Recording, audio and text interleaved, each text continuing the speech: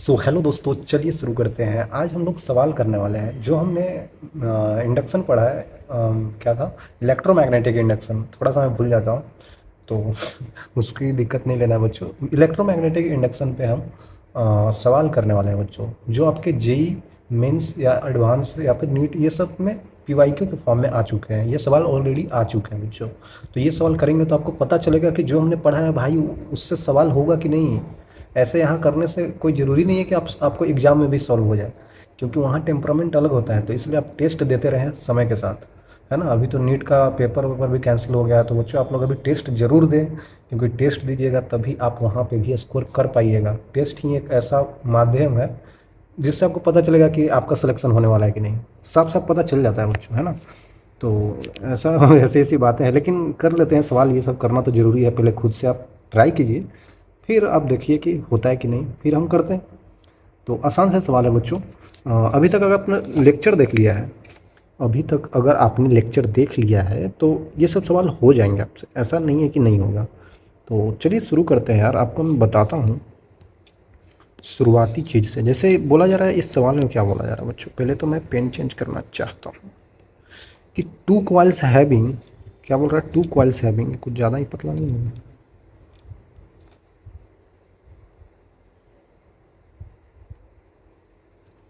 Mutual inductance 0.02 है। दो दो कॉइल से दोनों के बीच में म्यूचुअल इंडक्टेंस होता है, पता होगा।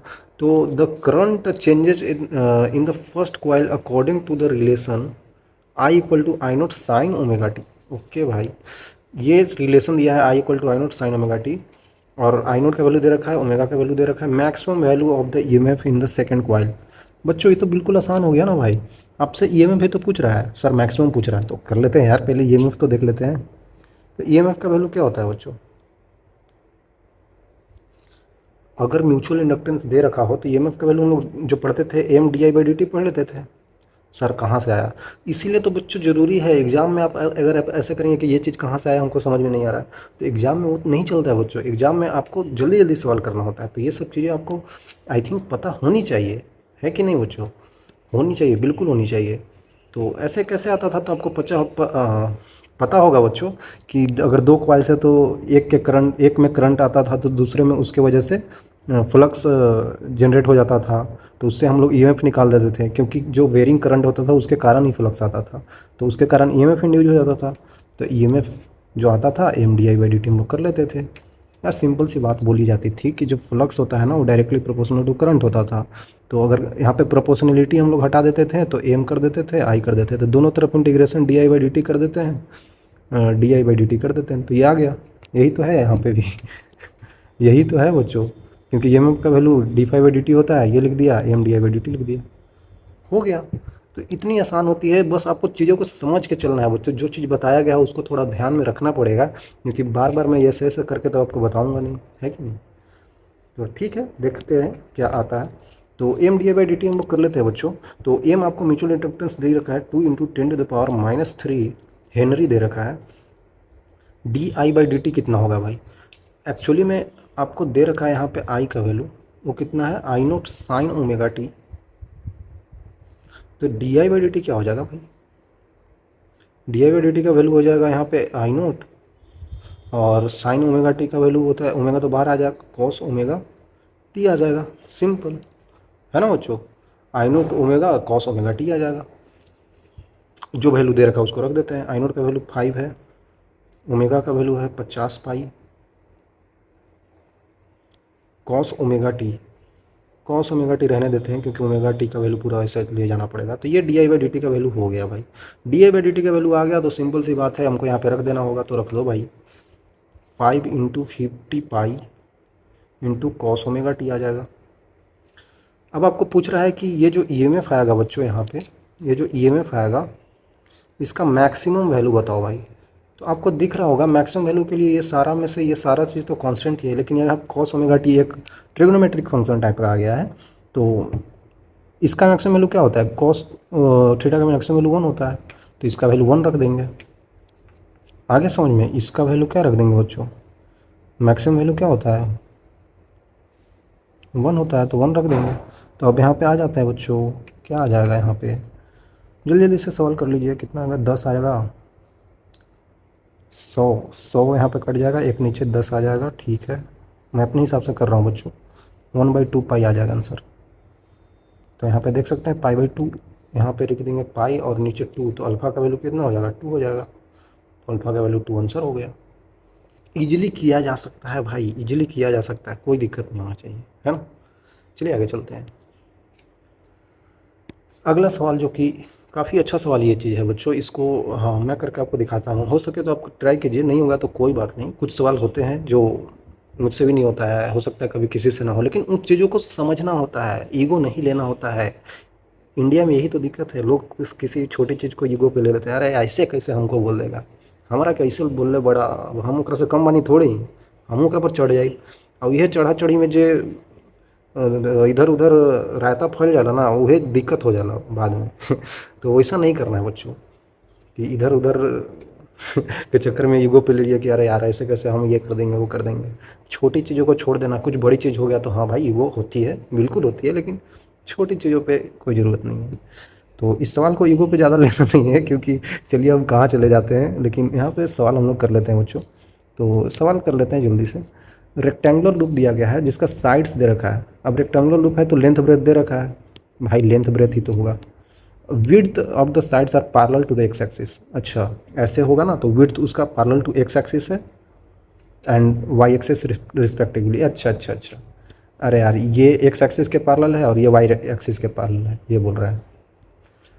Moves with velocity of 5 metre per second in positive x direction. Okay, 5 metre per second से पॉजिटिव एक्स डायरेक्शन की तरफ भाग रहा है in a space containing a variable magnetic field in positive direction of z. ये situation कुछ इस type का है बच्चों, आपको छोटा सा सिचुएशन बताता हूँ। ये मान लेते हैं ना कि आपको ये वाई एक्सिस है, ये एक्स एक्सिस है, और हमारे पास कोई एक लूप दे रखा है। ये इस टाइप का लूप हो सकता है जिसमें कि ये 12 सेंटीमीटर का है, ये 5 सेंटीमीटर का है, ठीक है। और ये इधर भाग रहा है 5 सेंटीमीटर पर सेकंड से, और इसमें जो जेड डायरेक्शन होगा, जेड ऊपर की तरफ होगा, तो ऊपर की तरफ यहाँ पे मैग्नेटिक फील्ड दे रखा है जो कि वेरिंग है, मैग्नेटिक फील्ड भी वेरी कर रहा है। कैसे वेरी कर रहा है आगे बताएगा कि field has gradient of 10⁻³ Tesla पर सेंटीमीटर। ठीक है, इसका मतलब यहाँ पे ये जो दे रखा है बच्चों, समझिएगा क्या दे रखा है। फील्ड ग्रेडियंट का मतलब क्या होता है, ये तो कुछ नया वर्ड है, लेकिन यहाँ पे आप देखिए यूनिट में क्या दे रखा है, 10⁻³ टेस्ला पर सेंटीमीटर। इसका मतलब आपको समझ में आ रहा है, ऊपर मैग्नेटिक फील्ड होगा, नीचे लेंथ होगा, यही इस टाइप का ही तो कुछ होगा। इसका मतलब अगर लेंथ घटाया बढ़ाया जाए तो मैग्नेटिक फील्ड चेंज होगा, क्योंकि टेस्ला पर सेंटीमीटर है। यही बात इसका मतलब ये चीज़ आपको जो दे रखा है वो है क्या, ये एक्चुअली में वेरिंग मैग्नेटिक फील्ड का ही पार्ट है। मतलब ये है dB/dt। अगर छोटे टर्म में देखें तो dB/dt लिख सकते हैं, जो कि 10⁻³ क्या है बच्चों, टेस्ला पर सेंटीमीटर है। सर आपने ऐसे कैसे लिख दिया ये dB/dt? अरे भैया देखा यहाँ पर क्या बात बताओले बड़ा, बतैले ही बाड़ा कि 10⁻³ टेस्ला पर सेंटीमीटर है along the negative x direction. मतलब ये जो आपको दे दिया गया है कि यहाँ पर मैग्नेटिक फील्ड बी जो कि वेरी कर रहा है, तो ये मैग्नेटिक फील्ड लाइन कैसे वेरी कर रहा है वो आपको यहाँ से बताया जा रहा है कि भाई लेंथ अगर घटाओगे बढ़ाओगे निगेटिव एक्स डायरेक्शन में, ये बहुत इंपॉर्टेंट पॉइंट है यहाँ पे। निगेटिव एक्स डायरेक्शन में अगर लेंथ घटाओगे बढ़ाओगे तो आपको ये चीज़ करना पड़ेगा, मैग्नेटिक फील्ड चेंज करना पड़ेगा। तो निगेटिव एक्स डायरेक्शन में, तो यहाँ पे एक हमको निगेटिव लाना पड़ेगा बच्चों, क्योंकि निगेटिव एक्स डायरेक्शन की बात हो रही है ना, पीछे। मतलब हम यहाँ से अगर पीछे जाएं तो हमारे को पता चलेगा कि मैग्नेटिक फील्ड लाइन्स चेंज हो रही है, लेकिन यहाँ से आगे जाएंगे तो हमको नहीं पता है, मैग्नेटिक फील्ड लाइन चेंज नहीं होगी, ये बोला जा रहा है। ठीक है, आगे बोला जा रहा है कि decreasing and it is decreasing with time. अच्छा अब और खेला खेल रहा है, डिक्रीजिंग विथ टाइम, और किस रेट से डिक्रीज कर रहा है, मतलब कि अब dB/dt भी दे रखा है आपको, डिक्रीज कर रहा है तो नेगेटिव आएगा, बिल्कुल सिंपल सी बात है, 10⁻³ टेस्ला पर सेकेंड है। ठीक है, कोई बात नहीं।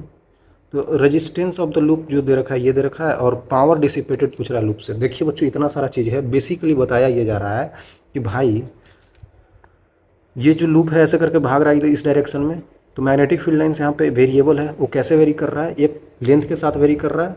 सॉरी यार, मैं क्या कर दिया यार, D B by D T, sorry D L है बच्चों, D B by D L नहीं, डी एक्स लिख लेते हैं, क्योंकि निगेटिव एक्स के डायरेक्शन में जाने पे चेंज हो रहा है। तो मैग्नेटिक फील्ड लाइन जो हो वो लेंथ के साथ चेंज हो रही है और वो टाइम के साथ चेंज हो रही है। तो इन दोनों की वजह से जो मैग्नेटिक फील्ड लाइन आएंगे उसको निकालना पड़ेगा, और उसके बाद हमको बताना है पावर डिसिपेटेड। तो पावर डिसिपेटेड क्या होता है बच्चों, power dissipated by the loop as heat, power होता है वी स्क्वायर बाई आर होता है ना।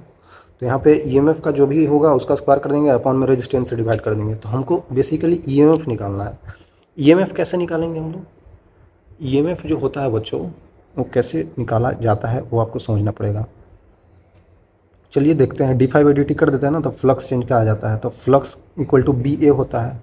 तो समझ गया, मतलब बेसिकली आपको यहाँ से मैग्नेटिक फील्ड तो निकालना ही पड़ेगा दोनों जगह से, उसके बाद ऐड कर दीजिए और यहाँ पे ईएमएफ निकाल लीजिए। देखिए करना क्या है ये समझिएगा, दो तरीके से चेंज हो रहा है भाई। पहली चेंज जो आपको दे रखा है वहाँ पे बोल रहा है कि डी बी बाई जो डी एक्स है वो नेगेटिव का 10⁻³ टेस्ला पर सेंटीमीटर है। तो 10⁻³ टेस्ला है पर सेंटीमीटर है, तो मीटर में बदल देंगे हम लोग, तो नीचे आ जाएगा 10⁻²। तो यहाँ पे लिख सकते हैं -10⁻⁻1 टेस्ला पर मीटर। यहाँ पे आप चेंज कर सकते हैं कि डी बी का वैल्यू जो आ जाएगा इक्वल टू -1/10 डी एक्स, और इसको इंटीग्रेट कर देते हैं। कहाँ से कहाँ तक बच्चों, कहाँ से कहाँ तक, ये भी तो समझना होगा। तो ये समझने के लिए चलिए आपको हम डायग्राम बना देते हैं। बेसिकली यहाँ पे ऐसे हो रहा है,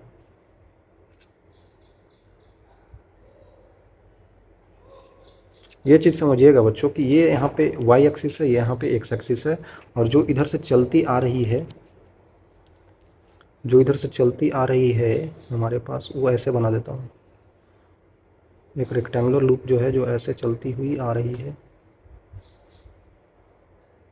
ठीक है, और इस डायरेक्शन में ऐसे जा रही है 5 सेंटीमीटर पर सेकंड से, और ये 5 सेंटीमीटर का ही है और ये 12 सेंटीमीटर का था। तो ये x इक्वल टू 0 हो गया। तो मैं 0 ही क्यों लिया रेफरेंस में, क्योंकि आसान हो जाए बच्चों। हो सकता है ये कहीं यहाँ पे हो सकता है कहीं और पे, आप ले सकते हैं। हम माने हैं कि ये 0 पे होगा क्योंकि आसान होगा कोऑर्डिनेट्स लेने में थोड़ा सा। देखिए अगर यहाँ पे आप यहाँ पे देख सकते हैं कि अगर x का वैल्यू यहाँ पे 0 हो जाए, मतलब कि हम जब ये x कोऑर्डिनेट के पास पहुँचा होगा उस टाइम की बात कर रहे हैं, उस समय यहाँ पे जब यहाँ पे x का वैल्यू 0 होगा तो वहाँ पे मैग्नेटिक फील्ड लाइन क्या होगा बच्चों, उस टाइम पे मैग्नेटिक फील्ड लाइन क्या होगा, जब x इक्वल टू 0 होगा तो मैग्नेटिक फील्ड लाइन कुछ बी नोट मान लेता हूँ, होगा कुछ, मुझे नहीं पता है। और जब यहाँ से हम लोग इधर आ जाते हैं, मतलब यहाँ पे क्या होगा, कोऑर्डिनेट -12 सेंटीमीटर हो जाएगा ना, क्योंकि इधर आएंगे तो हमारा -12,0 हो जाएगा। तो अगर हम इधर आते हैं, इधर किस डायरेक्शन में, इस डायरेक्शन में अगर x बढ़ लेते हैं, ये पूरा इसका लेंथ -12 है, लेकिन मान लेते हैं किसी जनरल पॉइंट के लिए, इधर के लिए, अब ये रेक्टेंगुलर बॉक्स जो है वो कहीं पे हो सकता है। यहाँ पे जो हम लोग डॉट मैग्नेटिक फील्ड लाइन बनाए हैं, तो ये भाई कहीं पे हो सकता है बच्चों, हम बस ऐसा माने हैं। तो यहाँ पे हम मान लेते हैं x डिस्टेंस पे जाके, पीछे x डिस्टेंस चले गए, है ना, तो पीछे x डिस्टेंस चले गए तो हमारे को मैग्नेटिक फील्ड B मिला होगा। चलिए मान लेते हैं, माना है बस, यहाँ पे हमने मानना ही तो पड़ेगा, नहीं तो कैसे होंगे सॉल्व। तो यहाँ पे B माइनस B नोट आ जाएगा इक्वल टू -1/10 इंटू यहाँ पे क्या आ जाएगा बच्चों, x -0। यहाँ पे B का वैल्यू आ जाएगा बच्चों B नोट -x/10। तो ये हमने पता कर लिया कि मैग्नेटिक फील्ड किसी x डिस्टेंस पे कितना होगा। अरे वेरी कर रहा था ना बच्चों, यहाँ पे मैग्नेटिक फील्ड वेरी कर रहा था, तो x के टर्म में वेरी कर रहा था, तो x के टर्म में हमने निकाल लिया कि कहीं भी x पे बताना होगा तो हम बता देंगे कि भाई इतना मैग्नेटिक फील्ड है, ठीक है, मैग्नेटिक फील्ड लाइन इतना आ रहा है। तो एक चीज़ तो प्रॉब्लम हमने सोल्व कर लिया कि x के साथ वेरी हो रहा था, अब ये टाइम के साथ भी वेरी हो रहा है। तो dB/dt का वैल्यू आपको दे रखा है, dB/dt का ही वैल्यू आपको दे रखा है बच्चों, कितना दे रखा है, देख लेते हैं, 10⁻³ टेस्ला पर सेकंड, ठीक है, कोई दिक्कत नहीं है बच्चों। आपको ईएमएफ का तो वैल्यू पता ही होगा बच्चों, जैसे ईएमएफ जो हम लोग लिखते हैं, यही तो लिखते हैं, अगर लिखना हो तो negative of D phi by D T लिखते हैं, हाँ सर लिखते तो थे। और फिर नेगेटिव ऑफ अगर डी बी ए होता है ना, फ्लक्स का वैल्यू क्या होता है, बी ए होता है डी टी। अब एरिया यहाँ पे चेंज नहीं हो रहा है, लेंथ इंटू ब्रेथ चेंज नहीं हो रहा है, तो एरिया बाहर ले लेंगे into d B by D t आ जाएगा। हाँ सर, तो d B by D t का वैल्यू तो दे रखा है आपको, नेगेटिव नेगेटिव पॉजिटिव हो जाएगा, एरिया का वैल्यू कितना है 12 × 5 इंटू 10⁻⁻4 हो जाएगा मीटर स्क्वायर में, इंटू 10⁻³ आ जाएगा यहाँ से, इक्वल टू हो जाएगा 12×5 = 60, 60 इंटू 10⁻⁷ इतना वोल्ट आएगा। ये varying magnetic field due to time, समय के साथ जब वेरी कर रहा है तब ये इतना चीज़ हमें इतना मिल रहा है, इतना वोल्ट ईएमएफ आएगा। और हमें ईएमएफ ही चाहिए, लास्ट में आपको मैंने बताया ना बच्चों, यहाँ पे क्या चाहिए हमें, ईएमएफ ही तो चाहिए भाई, ईएमएफ का स्क्वायर करने के लिए। तो ठीक है, ये इतना आ गया। सर यहाँ पे तो एक्स के टर्म में आया, तो इसको कैसे निकालेंगे, इसको भी निकाल सकते हैं हम लोग, इसको भी निकाल सकते हैं। क्यों, कैसे निकाल सकते हैं, क्योंकि अगर आपको वेरिंग मैग्नेटिक फील्ड एक्स पे पता चल गया तो आप निकाल लीजिए यहाँ पे। अगर ये इधर वी वेलोसिटी से भाग रहा है तो आपको पता होगा, और यहाँ पे डॉट मैग्नेटिक फील्ड लाइन्स है ना, डॉट मैग्नेटिक फील्ड लाइन्स है, सब जगह डॉट है। तो जब ये रॉड इधर मूव करता है तो भी क्रॉस बी करते हैं ना, भी क्रॉस बी करेंगे तो इधर की तरफ आ रहा है, भी क्रॉस बी ऊपर की तरफ है ना, तो भी क्रॉस बी इधर आ रहा है। अपने राइट हैंड थंब रूल का यूज कीजिए बच्चों, तो इधर आ जाएगा आपको पॉजिटिव साइड ऑफ बैटरी, और इधर भी आएगा पॉजिटिव साइड ऑफ बैटरी, है ना, भी क्रॉस बी, हाँ ठीक है ठीक है। इसका ईएमएफ हम लोग कैसे निकालते थे, जब एक रॉड किसी भी यूनिफॉर्म मैग्नेटिक फील्ड में चलता था तो बी एल भी होता था उसका ईएमएफ। हाँ सर, तो इसका ईएमएफ कितना हो जाएगा बच्चों, बी एल वी, तो मैग्नेटिक फील्ड इंटू इसका लेंथ इंटू वेलोसिटी। और इसका नहीं होगा बच्चों, ध्यान दीजिएगा, ईएमएफ इसका नहीं होगा। भी क्रॉस बी कैसे करेंगे, समझ रहे हैं, भी क्रॉस बी कैसे करेंगे आप, और इस यहाँ पे लेंथ जो है ना, यहाँ पे लेंथ जो है इस वेलोसिटी वेक्टर के पैरेलल है, पैरेलल नहीं होना चाहिए, इसके कारण इसका तो ईएमएफ होगा नहीं, इसका ईएमएफ होगा ही नहीं, ठीक है, बस इसका ईएमएफ होगा। तो A B C D, EMF will only due to A D and B C, है ना, ए डी और बी सी की वजह से ही ईएमएफ आएगा। कितना आएगा, बी एल वी कर देते हैं बच्चों हम लोग, तो बी आपको दे रखा है, ये आया है, और एल आपको दे रखा है इसका लेंथ, और बी एल भी वेलोसिटी दे रखा है। ये बिल्कुल सिंपल तो निकल जाएगा, यहाँ से निकाल लेते हैं, यहाँ पे निकाल लेते हैं, बी सी की वजह से निकालते हैं बच्चों। तो B not into minus X का वैल्यू यहाँ पे 0 है, डिवाइडेड बाई 10, बी एल भी लेंथ कितना है 5 सेंटीमीटर, गुने वेलोसिटी है 5 सेंटीमीटर में 10⁻⁴ आ जाएगा। यहाँ पे ये निकाल लेते हैं ड्यू टू ए डी की वजह से, ए डी की वजह से कितना हो जाएगा बच्चों, बी माइनस यहाँ से कितना 12 माइनस माइनस प्लस 12 हो जाएगा, divided by 10 into L 5 centimetre into velocity भी 5 है, इंटू 10⁻⁻⁴। तो हमने इस पूरे लूप की वजह से निकाल लिया, क्योंकि इसके और इसके वजह से ही ईएमएफ आ रहा है, इसके वजह से तो आ ही नहीं रहा है, तो हमने पूरा लूप की वजह से ही तो निकाल लिया। तो ये और ये ईएमएफ होगा, दोनों का डायरेक्शन सेम दिख रहा है, तो ऑब्वियसली माइनस ही होगा। तो इसमें से जो बड़ा है उसमें से माइनस कर लीजिए, तो यहाँ पे ईएमएफ नेट ईएमएफ आ जाएगा आपके पास।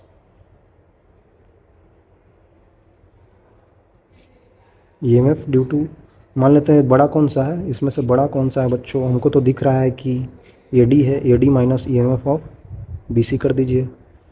तो यहाँ पे कितना आ जाएगा, बी नोट तो कट जाएगा यहाँ से, और यहाँ पे 12/10 आ जाएगा, 12/10 आ जाएगा क्या, हाँ ठीक है, 12/10 आ जाएगा, और बाकी सब तो गुना हो जाएगा, 25 आ जाएगा गुन्ने में 10⁻⁴। अब कैलकुलेशन खुद से कीजिएगा बच्चों, है ना। तो कितना आ गया देख लीजिए, ध्यान से देख लीजिए, ध्यान से। यहाँ पे एक और चीज़ आएगा, क्योंकि हमने यहाँ पे ये जो 12 रखा है ना, वो सेंटीमीटर में, तो मीटर में बदलने के लिए 10⁻²। तो यहाँ से कितना आ रहा है बच्चों, देख लीजिए, 10⁻, इधर हो जाएगा 5 दूना 10 की 0, कितना आ रहा है, आई थिंक 300 आ रहा है ना, 300 ही आ रहा है, 250 और 50, 300, ठीक है ठीक है, इंटू 10⁻⁻7, इतना वोल्ट आ रहा है ईएमएफ इसके वजह से। मतलब ये है आपके पास लेंथ के वजह से वेरी होने वाला ईएमएफ आया है, और यहाँ पे टाइम की वजह से वेरी होने वाला। इन दोनों को अब हमें ऐड करना होगा, क्योंकि हमें पता चल जाएगा कि मैग्नेटिक फील्ड चेंज हो रहा है, तो उसके वजह से पूरा ईएमएफ, टोटल ईएमएफ कितना आ रहा है इस लूप पे, क्योंकि समय के साथ भी वेरी कर रहा था, लेंथ के साथ भी वेरी कर रहा था, तो दोनों निकाल लिए, दोनों को ऐड कर देते हैं। So net EMF of loop due to varying magnetic field with time and with length, है ना बच्चों, लेंथ के साथ भी वेरी हो रहा है और समय के साथ भी वेरी हो रहा है। तो ईएमएफ यहाँ पे नेट हम लोग लिखना चाहते हैं, वो कितना आ जाएगा, ईएमएफ ड्यू टू टाइम के साथ वेरी हो रहा है और plus EMF due to length के साथ वेरी हो रहा है। एक आ रहा 300 गुने 10⁻⁻7 प्लस 60 इंटू 10⁻⁻7, तो हो जाएगा 360 गुने 10⁻⁻7 वोल्ट। तो अब हमको पावर निकालना था, पावर कितना हो जाएगा बच्चों, E² डिवाइडेड बाई आर, मैंने शुरू में ही बोला था। तो 360 गुने 10⁻⁻7 का whole square divided by R. यहाँ पर रजिस्टेंस भी आपको दे रखा है कि the resistance of the loop is 6 milliohm.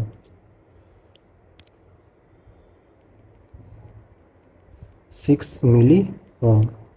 बच्चों टूटना नहीं है, रुकना नहीं है, समझिए मैं क्या बोल रहा हूँ। 10⁻³ आ जाएगा, है ना। तो देख लीजिए कितना आ जाएगा बच्चों, यहाँ से 360 इंटू 360 इंटू 10⁻14 हो जाएगा ना, डिवाइडेड बाई 6 इंटू 10⁻3। देख लीजिए बच्चों कितना आ रहा है, ये इससे कटेगा तो ये 10⁻11 आ जाएगा, और 2 जीरो और हटेगा, 10⁻9 आ जाएगा।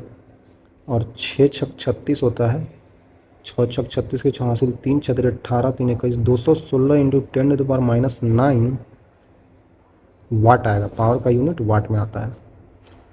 आई थिंक आपको क्लियर होगा। 216 इंटू 10⁻9, देखिए 216 इंटू 10⁻9 वाट। तो यहाँ पे आंसर हो जाएगा 216। तो ये आंसर हो जाएगा, ये जेई मेंस में आ रखा है। आई थिंक मेंस का ही सवाल है ना, हाँ मेंस का ही सवाल। तो बच्चों मेंस में सवाल देख सकते हैं ऐसा सवाल आ रखा है। तो ये सवाल थोड़ा सा समझने लायक है, मतलब आप इसको ऐसा मत लीजिएगा कि नहीं हुआ तो भाई अब हम क्या करें यार, इतना टाइम भी लग जाता है, होता भी नहीं है। होगा बच्चों, शुरुआत में किसी से नहीं होता, थोड़ा सा समझ रहिए ना, थोड़ा सा सीखना पड़ता है, चीज़ों को सीखना पड़ता है। अगर आपको फार्मूला नहीं पता है तो हमने बताया, हमको बुक ने बताया, बुक में किसी और ने लिखा है तो उसको किसी और से पता चला, तो पता चलता है। हम चीज़ों को सीखते रहते हैं और हमेशा सीखना ही पड़ता है। यहाँ पे कोई भी अगर चीज़ अपने आप से करना चाहेंगे तो उसमें इतना टाइम लगेगा कि उतना टाइम तक आप ज़िंदगी में ज़िंदा भी नहीं रह सकते, है ना। तो इसीलिए दूसरे के चीज़ों से सीखना ज़रूरी है। सिंपल सी बात है, यहाँ पे 10 ओम 20 मिली हेनरी का यहाँ पे कॉइल है, carrying constant current connected to a battery of 20 volt, switch is opened. अच्छा, स्विच ओपन कर दिया जाता है तो करंट जीरो हो जाएगा। भाई ओपन करेंगे तो धीरे धीरे करंट खत्म हो जाएगा। कितना समय में, 100 माइक्रोसेकंड में। एवरेज ईएमएफ बताना है इंड्यूस्ड इन द कॉइल। अरे यार, तो ईएमएफ कितना इंड्यूस होगा यही तो पूछ रहा है। तो यहाँ पे अगर मैं बना दूँ, एक यहाँ पे रेजिस्टेंस है, एक यहाँ पे कॉइल है, और यहाँ पे एक ऐसा करके बैटरी है, एक यहाँ पे स्विच है। तो यहाँ पे देख सकते हैं ये 10 ओम का है, यहाँ पे 20 मिली हेनरी का है, यहाँ पे 20 वोल्ट का है, यहाँ पे स्विच है, ठीक है ना। इस टाइप से सवाल है। लेकिन कहीं पे यहाँ पे रेजिस्टेंस का बात नहीं किया गया है बच्चों, इतना ओम का है। अच्छा, देखिए आपने भी एक चीज़ गलती किया होगा कि यहाँ पर रेजिस्टेंस ले लिया होगा। यहाँ पर रेजिस्टेंस कहीं पे जिक्र नहीं किया गया है। यहाँ पे बोला गया है कि 10 ओम और 20 मिली हेनरी का क्वाइल है, तो ये क्वाइल का रेजिस्टेंस दे रखा है भाई, मतलब कि हम गलत कर रहे हैं। ये क्वाइल का रेजिस्टेंस है भाई, गलत मत कीजिएगा बच्चों। ये जो बड़ा सा क्वाइल दिख रहा है ना, इस क्वाइल का रेजिस्टेंस 10 ओम है और 20 मिली हेनरी का है ये, मतलब ये कॉइल का खुद का रेजिस्टेंस है भाई, ये समझना है, ठीक है, अलग नहीं करना है उसको, ठीक है। तो हमको क्या पूछ रहा है भाई, ईएमएफ पूछ रहा है। तो ईएमएफ का वैल्यू क्या होता है बच्चों, ईएमएफ बिल्कुल आसानी से आप बता सकते हैं। अगर ये खुद एक ही कॉइल है तो इसके कारण म्यूचुअल इंडक्टेंस नहीं सेल्फ इंडक्टेंस होगा, L D I by D T कर देता हूँ। बिल्कुल सिंपल सी तो बात है बच्चों। तो देख लीजिए, अगर हम यहाँ पे ईएमएफ को ई ले लेते हैं तो E times of d T equal to L times of d I, integrate कर देते हैं क्योंकि वैसा ही दिख रहा है हमको। अगर अगर अगर देखा जाए तो इसमें करंट कितना बहेगा, delta V upon R, 20 volt था अपॉन आर, इसका आर रेजिस्टेंस कितना था, क्योंकि वही तो यहाँ पे करंट को खाएगा। खाएगा क्या मतलब कि उसको थोड़ा सा वेस्ट करेगा। तो 20/10 मतलब 2 एम्पियर का करंट आ गया। तो ईएमएफ हमको निकालना है, नहीं पता है। डीटी देखिए बच्चों, बात ये है, समय शून्य पे क्या हुआ है, ये तो ऐसे था क्लोज, यहाँ पे ऐसे करके करंट चल रहा था, लेकिन हमने बाद में क्या किया ना, बाद में हम लोग स्विच को ओपन किए हैं। शुरुआत में कैरिंग कांस्टेंट करंट बोल रखा है, मतलब ये करंट ऐसे जा रहा होगा, है ना, connected to the battery, connected है शुरू में, लेकिन बाद में मतलब through a switch is open, बाद में स्विच ओपन किया गया है। शुरू में था तो शुरू में टी इक्वल टू 0 पे होगा, यहाँ पे सिनेरियो क्लोज होगा, तो वहाँ पे करंट इसमें 2 एम्पियर का फ्लो हो रहा होगा, लेकिन जैसे ही समय 100 माइक्रो सेकेंड हुआ होगा, इसमें करंट 0 हो गया होगा, ये बोला जा रहा है, ठीक है। ये बोला जा रहा है। तो यहाँ पे 100 माइक्रो सेकेंड, 100 गुने 10 के पावर -6 इंटू -0 करेंगे तो 0 खत्म हो गया, एल इंटू डी आई, तो 0 - 2। तो यहाँ पे अगर हम देखा जाए तो ईएमएफ का वैल्यू कितना आ जाएगा बच्चों, 2 इंटू माइनस का 2 इंटू एल कितना है, 20 इंटू 10⁻³ मिली हेनरी है ना, डिवाइडेड बाई 100 इंटू 10⁻6। तो यहाँ पे कितना आ जाएगा, 10⁻³ कटेगा तो 10⁻³ आ जाएगा, और 10⁻³ जब यहाँ से कटेगा तो 10⁻1 ऊपर आ जाएगा 10, तो ये हो जाएगा कितना 400, माइनस का 400 आ रहा है वोल्ट। अब माइनस का आ रहा है बच्चों, हम ईएमएफ यहाँ पे ले रहे हैं जो वो मॉड ईएमएफ है, ठीक है। तो 400 वोल्ट आप लिख सकते हैं क्लियरली, कोई दिक्कत नहीं होना चाहिए, ठीक है। अरे यार मैं ये बोल रहा हूँ बच्चों, अगर हम यहीं पे मॉड ले लेगा तो माइनस का एलडीएबिलिटी जो लिखते थे वो माइनस यहाँ पे आएगा तो फिर पॉजिटिव हो जाएगा ना, तो उसमें आपको नहीं सोचना है ज़्यादा चीज़, है ना। मुझे अरे सर गलत आंसर ला रहे हो, गलत आंसर नहीं ला रहे हैं, बार बार बोल रहे हैं, अगर मॉड ईएमएफ निकाल रहे हैं तो निगेटिव साइन को इग्नोर कर दीजिएगा, ठीक है। हाँ सर ठीक है। तो 400 वोल्ट का यहाँ पे आ जाएगा बैटरी, 400 वोल्ट का आ जाएगा, ठीक है। एवरेज ये मैं पूछ रहा था, तो एवरेज वही यही होगा बच्चों, और इसमें ज़्यादा कुछ है नहीं, एवरेज यही होगा, ठीक है।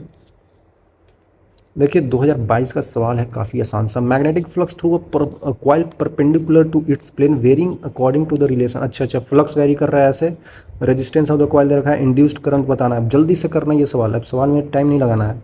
फाई का वैल्यू 5t³, अरे सवाल ही गलत दे रखा है तो क्या करेंगे बच्चे, +2t - 5 बच्चों, यहाँ पे आप स्क्वायर कर लीजिएगा, है ना, थोड़ा सवाल में मिस्टेक हो जाता है।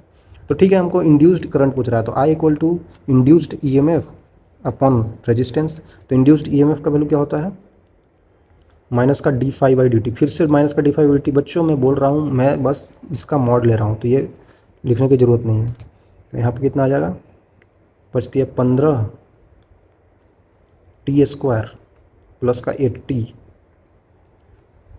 प्लस का 2 आ जाएगा, ठीक है। तो ये दे रखा है d∅/dt आ गया, ईएमएफ आ गया हमारे पास, 2 सेकेंड में बात कर रहा है, यहाँ पे t इक्वल टू 2 सेकेंड लिख देता हूँ, 15 गुने 4 आ जाएगा यहाँ पे, प्लस 8 गुना 16 हो जाएगा, plus 2,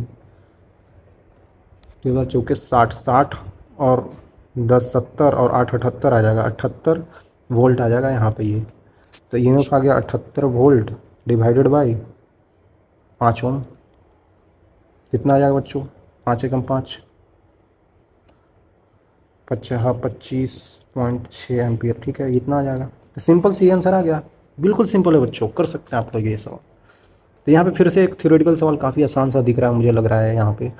consider circular coil wire carrying constant current I. ठीक है, आई करंट फ्लो हो रहा है कोई भी अगर सर्कुलर क्वाइल है तो फॉर मैग्नेटिक डाइपोल। अरे यार बिल्कुल सिंपल सी बात बोल रहा है। अगर कोई भी ऐसा करके क्वाइल बना रखा है तो क्वाइल जो होती है, क्वाइल में अगर करंट आई फ्लो करता है ऐसे करके, तो उसके कारण यहाँ पे क्या होता है, ऐसे करके तो इसमें मैग्नेटिक फील्ड लाइन्स जाती हैं। तो मैग्नेटिक फील्ड लाइन्स यहाँ पे कैसे जा रही होगी? मैग्नेटिक फील्ड लाइन्स ऐसे जा रही होगी, है ना बच्चों? मैग्नेटिक फील्ड लाइन्स ऐसे ही तो जा रही होगी भाई, नीचे की तरफ आ रही है सॉरी। तो मैग्नेटिक फील्ड लाइन्स ऐसे ही तो जा रही होगी बच्चों। हाँ सर जा रही होगी। तो ये जो मैग्नेटिक फील्ड लाइन्स का नेट ऐसे फ्लो हो रहा है ना, तो ऐसे हमको बोल देते हैं कि मैग्नेटिक डाइपोल नीचे की तरफ होगा, है ना? तो मैग्नेटिक डाइपोल ऐसे करके हम लोग दिखा सकते हैं, ऐसे करंट के डायरेक्शन में। अरे यार डायरेक्शन मैंने उल्टा ले लिया यार, ऊपर की तरफ होगा ना। सॉरी बच्चों, सॉरी सॉरी, माय मिस्टेक कि मैंने डायरेक्शन गलत ले लिया। होता है कभी कभी, क्या करूं। ऊपर के डायरेक्शन में होगा, है ना बच्चों? अरे यार करंट ऐसे फ्लो हो रहा था, ऊपर ही तो होगा। कौन ये उल्टा डायरेक्शन ले रहा था? ठीक है, तो ऊपर की तरफ होगा बच्चों। तो बोला जाता है मैग्नेटिक डाइपोल है, ठीक है। तो उसका नेट अगर ऊपर की तरफ है तो वैसा बोल दिया जाता है। और आपको पता होगा अगर यहाँ पे मैग्नेटिक फील्ड लाइंस बन रही है तो मैग्नेटिक फील्ड लाइंस क्या करती हैं? क्लोज्ड लूप बनाती हैं, है ना? तो क्लोज्ड लूप बनाएंगी, ये ऐसे करके फिर वापस ऐसे करके यहीं आ जाएगी, है ना? ऐसा करके ये वापस यहीं आ जाएगी बच्चों। ये ऐसे दिखता नहीं है लेकिन ये बहुत दूर जाकर ऐसे करके क्या करती है? क्लोज्ड लूप बनाती है। ठीक है, तो क्लोज्ड लूप बनाएगी भाई, है कि नहीं? तो आप समझ सकते हैं। अब अगर हम देखें आगे क्या बोला जा रहा है सवाल में जवाब बोला जा रहा है आपको कि magnetic flux through the infinite plane containing the circular coil and the excluding circular coil area given by. अगर हमने एक बहुत बड़ा सा सीट ले लिया इस टाइप से, अगर बहुत बड़ा सा हमने ऐसा करके सीट ले लिया बच्चों, जिसमें कि जो करंट लूप है वो ऐसे है, तो उसमें से अगर ये एरिया हटा कर बात करें, ये एरिया हटा कर बात करें, तब हमको फाई आई लिखना है। रिमूव्ड, ये क्या है? रिमूव्ड है। रिमूव कर देंगे ना, रिमूव कर देंगे तो यहाँ पे फाई आई आ जाएगा। The magnetic flux through the area of the circular coil area phi o है। मतलब कि अगर इसका पूछा जाए तो इसका मैग्नेटिक फ्लक्स फाई ओ है, और जब इसको हटा दिया जाता है, रिमूव कर दिया जाता है, तो इस पूरे जो इन्फानाइट सीट है इसका फ्लक्स फाई आई आ जाता है। तो बोला जा रहा है कि विच ऑप्शन इज करेक्ट। अरे यार सिंपल सी बात है, अगर यहाँ पे ऐसा इस टाइप से कॉइल बना रखा है तो इसमें जो इस टाइप से अगर मैग्नेटिक फील्ड लाइन्स ऐसे करके फ्लो हो रही है, इस टाइप से मैग्नेटिक फील्ड लाइन्स ऐसे करके जा रही है, तो जाकर फिर वापस भी तो आ रही है। तो मतलब यहाँ से जो भी निकल रही होगी, यहाँ से जो भी अगर मैग्नेटिक फील्ड लाइन्स ऐसे करके निकल रही होगी बच्चों, ऐसे करके, है ना? तो ये फिर ऐसे करके वापस भी आ रही होगी, है ना? ऐसे करके वापस भी आ रही होगी। तो इधर से जाते वक्त जो मैग्नेटिक फील्ड लाइन्स ऊपर की तरफ जा रही हैं उसके वजह से तो फाई ओ है, और जितना मैग्नेटिक फील्ड लाइन्स जा रही है उतना ही वापस आ रही है। तो मतलब फाई आई जो इसको हटाने की वजह से जो इधर की तरफ मैग्नेटिक फील्ड लाइन्स आ रही हैं वो उतना ही होंगी जो इसके वजह से होगा, जो इस लूप की वजह से होगा। मतलब बड़ा छोटा तो नहीं होगा भाई जितना गया है उतना ही तो आएगा, सिंपल सी तो बात है। जितना इधर से जा रहा है मैग्नेटिक फील्ड लाइंस, क्योंकि ये लूप है ना, तो उतना ही तो अंदर आएगा, ऐसे बढ़ थोड़ी जाएगा, घट थोड़ी जाएगा। तो ये तो ऑप्शन, ये दोनों तो ऑप्शन ऐसे ही हट गए, कम बेसी नहीं होगा, उतना ही होगा। और जो यहाँ पे फाई ओ होगा, मान लेते हैं फाई ओ को हम ऊपर के डायरेक्शन में पॉजिटिव मान लेते हैं, मैग्नेटिक डाइपोल ऊपर के डायरेक्शन में पॉजिटिव मान लेते हैं, और ये जब इधर आ रही है, जब इस लूप से बाहर ऐसे करके निकल रही है, मतलब ये सीट पे पड़ रही है, तो सीट पे नीचे के डायरेक्शन में मैग्नेटिक फील्ड लाइन्स है, सीट पे नीचे की डायरेक्शन में मैग्नेटिक फील्ड लाइन्स है। तो सीट के वजह से जो होगा, क्योंकि ये रिमूव करने के बाद सीट की वजह से जो मैग्नेटिक फील्ड लाइन्स आएंगे वो अंदर की तरफ है, तो निगेटिव फ्लक्स देंगे और जो लूप है उसकी वजह से पॉजिटिव फ्लक्स मिलेगा, दोनों एक दूसरे के अपोजिट होंगे। तो मतलब फाई ओ और phi O and phi I are in opposite direction, है ना, अपोजिट डायरेक्शन, और साइन भी बोल सकते हैं, कोई दिक्कत नहीं। तो अपोजिट डायरेक्शन में तो ये ऑप्शन है, तो ये आंसर हो गया। समझाने में टाइम लगा है, टाइम लगेगा नहीं आपको अगर सॉल्व करेंगे डायरेक्टली, ठीक है। बिल्कुल सिंपल सा फिर से सवाल आ गया भाई। यू शेप का कुछ अगर स्लाइड कर रहा है, कंडक्टिंग रॉड टाइप का है और मेंटेनिंग द इलेक्ट्रिकल कॉन्टैक्ट, दोनों के बीच में दो ट्यूब है और दोनों कंडक्टिंग है, और कंडक्टिंग होने के बाद अगर देखा जाए, अगर इसका वेलोसिटी इधर है, अगर इसका वेलोसिटी इस डायरेक्शन में है और इसका वेलोसिटी किधर गया, इसका वेलोसिटी इस डायरेक्शन में है, तो होगा क्या, EMF पूछ रहा है ना। For each of the tube towards each other the constant speed the EMF induced in the circuit in terms of BLV। अच्छा, तो इस सर्किट में पूरा EMF इंड्यूस कितना होगा वो पूछ रहा है भाई। दोनों सिमिलर हैं, दोनों कंडक्टिंग है, और इसका बोल रहा है कि जो इस टाइप का लेंथ है ना, ये वाला, ये लेंथ आपको L दे रखा है, ये लेंथ आपको, या दोनों सिमिलर ही हैं तो ये L दे रखा है। और मैग्नेटिक फील्ड लाइंस जो हैं वो क्रॉस में अंदर की तरफ होंगी या फिर डॉट की तरफ ऊपर की तरफ होंगी, जैसे भी हो सकता है। तो रिलेटिव मोशन टाइप का हो गया ना, क्योंकि इसके वजह से EMF कितना आएगा, इसके वजह से आएगा BLV, इसके वजह से आएगा BLV, इसका वेलोसिटी इधर, इसका वेलोसिटी इधर, तो एक को रोक दो, दूसरा का वेलोसिटी उल्टा करके ठोक दो, इसको ऐसे करके ठोक दो भाई, इसको रोक दिए, तो इसका वेलोसिटी इधर था ना, तो रोकने के बाद इसका वेलोसिटी उल्टा करके इधर ठोक दो, तो 2 भी हो जाएगा। तो रिलेटिव मोशन करा दो भाई, रिलेटिव मोशन कराने के बाद 2 भी वेलोसिटी हो जाएगा, तो EMF टोटल कितना हो जाएगा, BL इंटू 2 भी। तो आ गया भाई, यही तो ऑप्शन है। जीरो नहीं कर दीजिएगा बच्चों, रिलेटिव मोशन की तरह सोचिए, वेलोसिटी इसका इधर और इसका इधर कैंसिल आउट हो जाएगा, ऐसा थोड़ी होता है। रिलेटिव मोशन में इसका वेलोसिटी उल्टा और इसका उल्टा होता है, तो उल्टा होकर जुड़ जाता है। समझ में आ रहा है कुछ मैं क्या बोल रहा हूँ। रिलेटिव मोशन के केस में क्या होता है, उल्टा करके बोलते हैं ना। अगर आप 5 मीटर पर सेकंड से चल रही हैं, आपकी महिला मित्र या दोस्त भी 5 मीटर पर सेकंड से चल रही है, तो दोनों लगेंगे कि रुके हुए हैं, क्योंकि दोनों का रिलेटिव मोशन नहीं होगा। लेकिन अगर हम इधर की तरफ जा रहे हैं और आपकी महिला मित्र इधर की तरफ 5 मीटर पर सेकंड से आ रही है, तो आपको ऐसा लगेगा कि इधर की तरफ बहुत तेज भागी है, क्योंकि रिलेटिव मोशन के कारण 5 आपका और 5 उसका जुड़ के 10 हो जाएगा।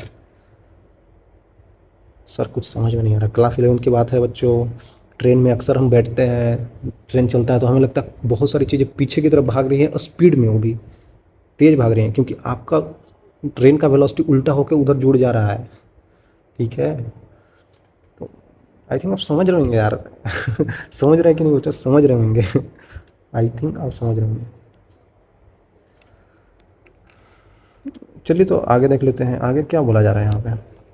कॉइल का रेजिस्टेंस दिख रहा है और current is induced by the changing magnetic flux, magnetic flux change हो रहा है, तो magnitude of change in flux, देखिए magnitude of change in flux ही पूछ लिया है, बिल्कुल सिंपल सी बात है।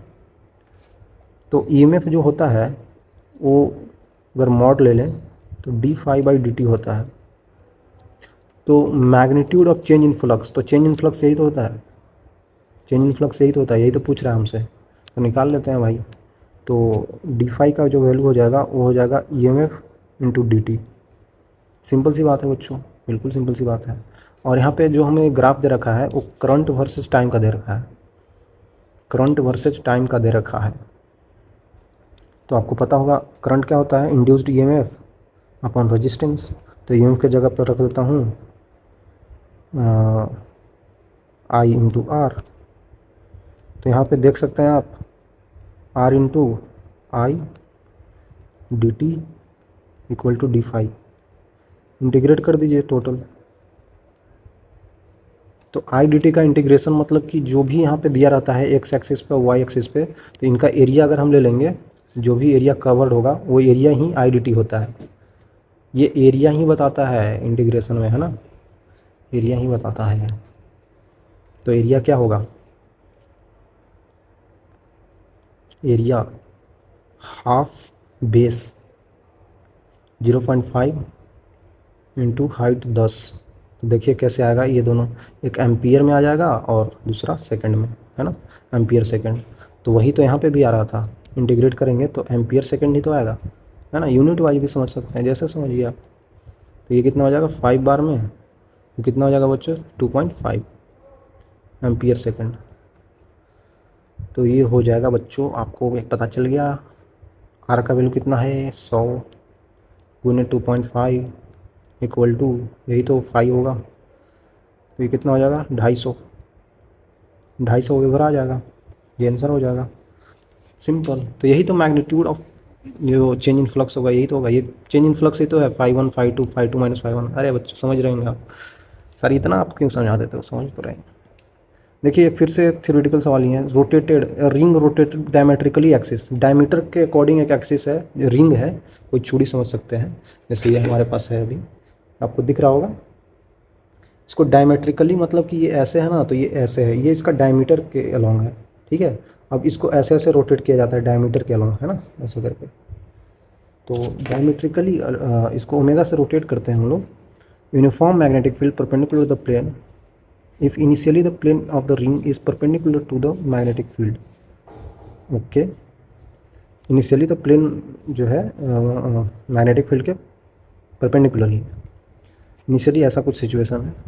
बोला जा रहा है कि instant of time at which EMF will be maximum और मिनिमम। अरे बहुत आसान हो गया, कब ईएमएफ मैक्सिमम होगा, कब ईएमएफ कम होगा, मिनिमम होगा। फिर से देखिए, एक ही फॉर्मूले पे कितना सवाल आ रखा है, ईएमएफ इक्वल टू मॉड की बात कर लेते हैं, मॉड, या चलिए यहाँ पे मॉड की बात नहीं करते हैं, क्योंकि यहाँ पे हमको लेना होगा sign, negative of D phi by D T. Sir आप कभी मॉड लेते हो, कभी नेगेटिव लेते हो, करते क्या हो ये तो बताओ। बच्चों यहाँ पे नेगेटिव साइन इसलिए ले रहा हूँ क्योंकि हमें यहाँ पे बताना है मैक्सिमम और मिनिमम ईएमएफ कितना आएगा। तो उसके लिए हमें यहाँ पे एरिया वेक्टर और बी वेक्टर के बीच में एंगल वगैरह देखकर चलना होगा, इसीलिए ले लिया, ठीक है। हर जगह पे ज़रूरत नहीं है, ज़रूरत ऐसे यहाँ भी नहीं है है ना, यहाँ भी ऐसा कोई ज़रूरत नहीं है, लेकिन आपको समझाने के लिए चलिए शुरू से करते हैं। ईएमएफ ये होता है, ठीक है, बी है एरिया इसका, ये होगा। तो यहाँ पर आप लिख सकते हैं,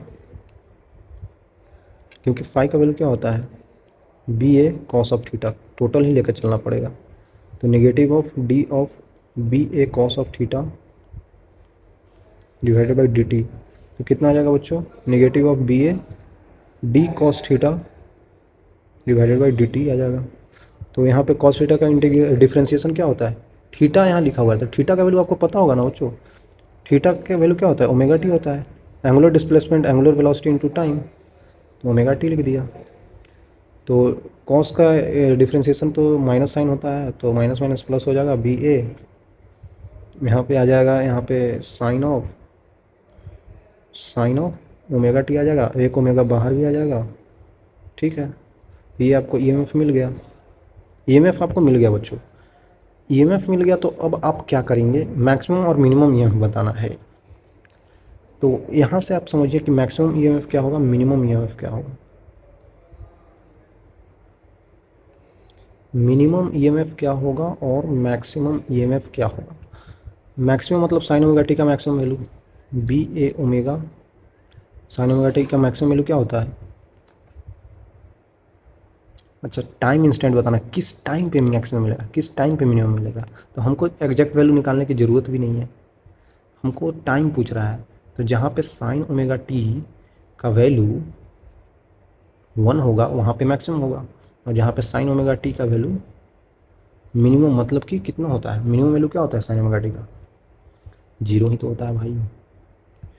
तो यहाँ पे ओमेगा टी का वैल्यू कितना हो जाएगा बच्चों, 1 कब होता है, π/2 पे होता है ना। तो यहाँ पे टाइम का वैल्यू कितना आ जाएगा बच्चों, π/2 into divided by omega, omega का वैल्यू होता है 2π बाई टाइम पीरियड। हाँ सर, 2π बाई टाइम पीरियड तो होता है। तो ओमेगा नीचे आ जाएगा ना, ओमेगा नीचे आ जाएगा तो कितना हो जाएगा, टाइम पीरियड अच्छा 10 दे रखा है, ये टाइम पीरियड ही है, 2π/10, 2π/10 आ जाएगा ऐसे करके, पाई पाई 5/2 आ गया। 2.5 सेकेंड पे आपको मैक्सिमम ईएमएफ मिलेगा।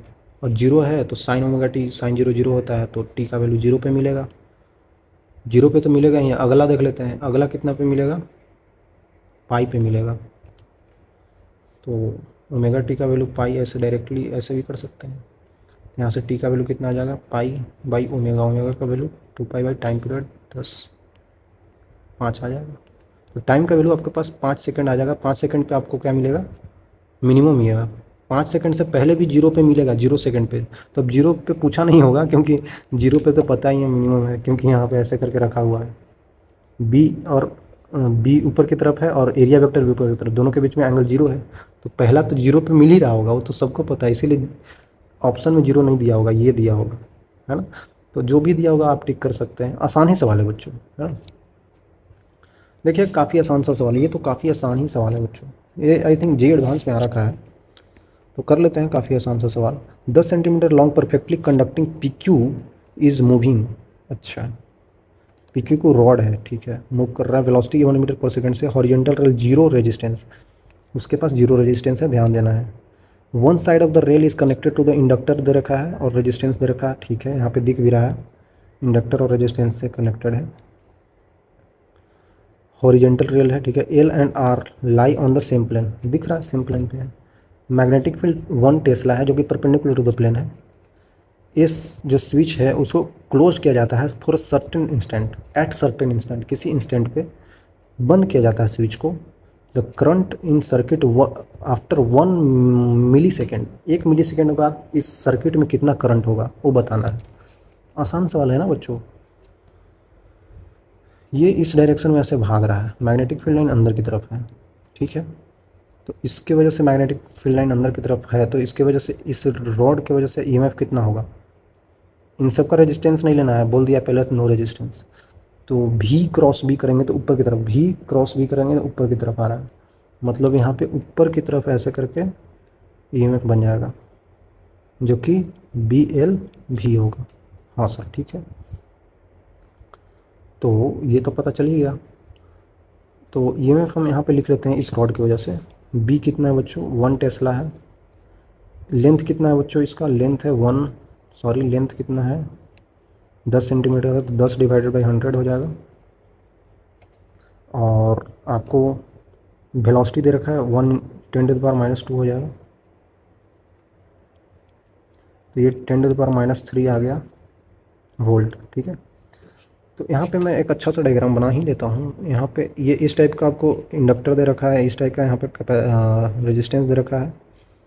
यहाँ पे स्विच क्लोज हुआ होगा और ये रॉड इधर तक भाग गया होगा, ठीक है भाई, ठीक है। एल का वैल्यू कितना है बच्चों, 1 मिली हेनरी है। रेजिस्टेंस का वैल्यू 1 ओम है। इसका ईएमएफ हमको मिल गया है, ऊपर के डायरेक्शन में ऐसे है, 10⁻³ वोल्ट आ गया है, ठीक है। अगर ऐसा है बच्चों, हम एक का के स्विच क्लोज किए हैं एट अ सर्टेन इंस्टेंट, किसी इंस्टेंट पे हमने क्लोज किया है, तो क्लोज करते ही यहाँ पे ऐसे करके करंट बहने लगा होगा, क्योंकि ये हमारे पास ईएमएफ है ना बच्चों। अच्छा, इस डायरेक्शन से ऐसे बहने लगा होगा, ठीक है, ठीक है। इसका इधर है ना मुंह, इधर बड़ा वाला मुंह इधर है ना, पॉजिटिव टर्मिनल इधर, इधर से बहेगा, करंट बहने लगा होगा। तो किसी इंस्टेंट पे जब शुरू में करंट बह रहा होगा, लेकिन ये अपोज करता है ना, t=0 पे करंट इसमें नहीं आया होगा, लेकिन कुछ समय के बाद, एट अ सर्टेन इंस्टेंट बोल रहा है, सर्टेन इंस्टेंट मतलब कुछ समय के बाद, कुछ समय के बाद इसमें करंट बहने लगा होगा। The current in the circuit after 1 millisecond, 1 millisecond के बाद इस सर्किट में करंट कितना होगा ये पूछ रहा है। तो ये तो ग्रोइंग ऑफ करंट है, ग्रोथ ऑफ करंट है ना। तो ग्रोथ ऑफ करंट में हम लोग क्या लिखते थे, I=I0 इंटू 1 - e⁻t/τ। हाँ सर, यही तो लिखते थे। टाउ का वैल्यू आपको पता है ना, टाउ का वैल्यू L/R होता है। तो L का वैल्यू आप यहाँ पे रख लीजिए, क्योंकि निकालना होगा। L का वैल्यू 10⁻³ है, डिवाइड बाई R का वैल्यू 1 है। I0 का वैल्यू कितना है, करंट कितना बह रहा होगा सर्किट में, I=I0 ΔV/R। डेल्टा भी 10⁻³ है, R कितना है 1 है, दोनों सेम हो गया भाई। 1 - e⁻, कितने समय पे पूछा जा रहा है, 1 मिलीसेकेंड, 10⁻³ डिवाइडेड बाई टाउ का वैल्यू L/R 10⁻³। तो ये दोनों तो कट ही गया बच्चों, तो कितना आ गया ये 10⁻³ इंटू 1 माइनस e⁻⁻1, और e⁻⁻1 का वैल्यू भी दे रखा है हमको। 10⁻³ इंटू 1 माइनस 0.37, तो ये कितना हो जाएगा 0.63 आ जाएगा इंटू 10⁻³ एम्पियर। इतना करंट फ्लो होगा 1 मिली सेकेंड पे। ये हटा देंगे, यहाँ पे दिख रहा है 10⁻³ तो x का वैल्यू कितना हो जाएगा 0.63। 0.63 आंसर हो जाएगा बच्चों। कितना आसान है बच्चों, ये एडवांस का सवाल था, लेकिन ये किया जा सकता है थोड़ा सा समझदारी से, थोड़ा सा समझ के, है ना बच्चों। थोड़ा सा समझ के, थोड़ा सा समझदारी से ये सवाल किया जा सकता है बिल्कुल ईजिली। ठीक है, चलिए आगे चलते हैं। उम्मीद है आपने किया होगा। देखिए अगला सवाल क्या बोला जा रहा है, part of a complete circuit Son in the figure, current इसमें 1 एम्पियर का फ्लो हो रहा है और किस रेट से डिक्रीज हो रहा है, इस रेट से डिक्रीज हो रहा है 10⁻² एम्पियर पर सेकेंड से। तो वही पोटेंशियल डिफरेंस। ये तो काफ़ी आसान सा सवाल है। देखिए लोग सोचते हैं, कभी कभी लोग सोचते हैं कि सर ये तो सर्किट कंप्लीट ही नहीं है तो करंट फ्लो होगा ही नहीं, लेकिन यहाँ पे तो बोल रहा है करंट फ्लो हो रहा है, क्योंकि सवाल बोलता है पार्ट ऑफ कंप्लीट सर्किट। पूरे सर्किट का ये पार्ट दे रखा है, पूरा सर्किट है लेकिन आपको दिखाया नहीं गया है क्योंकि ज़रूरत ही नहीं है, आपको इसी से पूछ रहा है, क्यों कन्फ्यूज करना है बड़ा सर्किट देके। तो ये पार्ट ऑफ सर्किट होता है, ऐसा नहीं सोचना है कि भाई ये ओपन सर्किट है तो कैसे फ्लो करेगा करंट। कुछ और भी बहुत बड़े लेवल के स्टूडेंट्स होते हैं, वो और दिमाग लगाते हैं, सर यहाँ पे तो ओपन है ना, ये तो अलग है गया, ये अलग हो गया। बच्चों मैं क्या बोलूँ, मेरे पास शब्द नहीं है और वो शब्द मैं यहाँ पे उपयोग भी नहीं करना चाहता हूँ है ना। तो ये बैटरी होता है तो बैटरी ऐसा रिप्रेजेंट किया जाता है, ये खुला नहीं है यहाँ पे, ठीक है सर। ये सब मैं नहीं सोचता हूँ सर। अरे कोई सोचते हैं बच्चों, अपने टाइम पे मैं भी सोचता था, ऐसा कोई बुरा बात नहीं है, ठीक है। देखिए करंट ऐसे फ्लो हो रहा है, इधर हो रहा है क्योंकि यहाँ पे दिखा रखा है डायरेक्शन, ठीक है। करंट डिक्रीज हो रहा है तो मतलब di/dt का वैल्यू आपको दे रखा है 10⁻² एम्पियर पर सेकेंड। डिक्रीज हो रहा है, नेगेटिव होगा। 1 एम्पियर का करंट फ्लो हो रहा है, आई का वैल्यू कितना है 1 एम्पियर है। बच्चों बात ये है, अगर इधर से फ्लो हो रहा है क्यू से तो हम लिख देंगे वी क्यू। इधर से फ्लो हो रहा है तो रेजिस्टेंस वेस्ट करता है ना, करंट को वेस्ट करता है, तो माइनस का आई आर, करंट है 1 इंटू 2। अब यहाँ पे आ गया तो पॉजिटिव टर्मिनल इधर है, नेगेटिव इधर, तो पॉजिटिव का आ जाएगा 30 वोल्ट। अब इंडक्टर क्या करता है, जो हो रहा है उसको अपोज करता है। यहाँ पे करंट समय के साथ क्या हो रहा है, घट रहा है, डिक्रीज हो रहा है, तो हम क्या करेंगे इंक्रीज कराएंगे। तो इंक्रीज कराने के लिए हम एक इधर पॉजिटिव इधर रख देंगे, नेगेटिव इधर, तो यहाँ पे पॉजिटिव ऑफ आ जाएगा। LdI/dt 50 × 10⁻³ मिली में है, इंटू di/dt का वैल्यू कितना है बच्चों 10⁻⁻²। यहाँ पे माइनस नहीं रख देना है भाई, कितने बार बोलूँ, यहाँ पे माइनस नहीं रख देना है, ये माइनस उठा के यहाँ पे हम बार बार बता रहे हैं कि हम डायरेक्शन पहले ही ले चुके हैं यहाँ पे, ठीक है। अगर आप डायरेक्शन नहीं लेना चाहते हैं फिर नेगेटिव लिखिए, बेझिझक लिखिए। तो यहाँ पे वी क्यू माइनस का 2 प्लस का 30, ये कितना हो जाएगा, ये तो कुछ ज़्यादा ही लग रहा है। 10⁻, यहाँ पे प्लस, वही तो प्लस है ना क्या कर रहा हूँ, ये तो कट ही जाएगा, तो प्लस का 5 आ जाएगा इक्वल टू VP। तो VP माइनस VQ पूछ रहा है हमारे को, कितना हो जाएगा बच्चों 35 में से 2 गया 33 वोल्ट हो जाएगा। आंसर हो गया 33 वोल्ट। बिल्कुल सिंपल सवाल है, कोई दिक्कत नहीं होना चाहिए। ये भी काफ़ी आसान सा सवाल फिर से पूछा जा रहा है आपको बच्चों। सर्किट दे रखा है, यहाँ पे बोला जा रहा है कि S is turned from A to B, A से हटा के B में जोड़ दिए, इधर हटा के इधर जोड़ दिए। Energy dissipated in the circuit in terms of C and Q। Okay, पहली बात, अगर इससे कनेक्टेड था, शुरुआत में तो इससे ही कनेक्टेड था भाई, तो ये तो मान लेते हैं EMF ही होगा इसका, तो यहाँ से ऐसे करके फ्लो हो रहा होगा चार्जेस, तो ये चार्जेस स्टोर करेगा, ठीक है। तो शुरुआत केस में क्या हुआ होगा, यहाँ पे एनर्जी स्टोर हुआ होगा, एनर्जी कितना होगा हाफ C इंटू E², ठीक है। अब अगर हम इसको हटा के इधर कर देते हैं, मतलब कि B में सटा देते हैं,